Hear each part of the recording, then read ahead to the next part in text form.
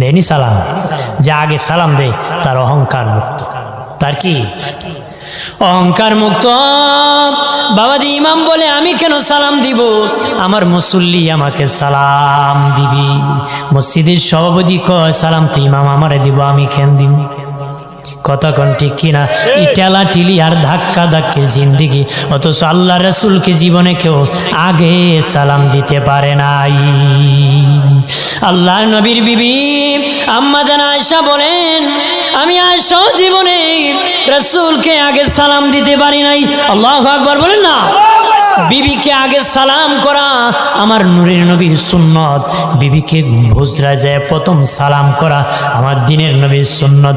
সারা দিনে বিবি মেজাজ গরম করে রাখতে পারে আপনার জন্য, ঘরে গেলে রাগ হতে পারে, দরজা যখন খুলবে আসসালামু আলাইকুম বলবেন, বিবির রাগ গুসা সব শেষ হয়ে যাবে।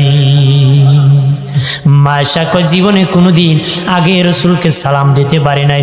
একদিন বস্তার ভিতর মুড়ায়া মুড়ায়া আমি দরজার পাকের মধ্যে দাঁড়াইছিলাম আগে সালাম দেওয়ার জন্য। ওই দিন নবী আরো আগেই আমাকে সালাম দিয়ে দিছে।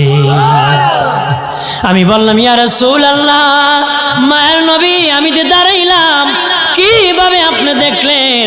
নবী কয় আয়েশা তুমি মনে করছো আমি দেখি নাই, আমি মসজিদ নববী থেকে দেখেছি তুমি দে বস্তার ভিতর মোড়ায় দাঁড়াইছো সালাম দেওয়ার জন্য রে।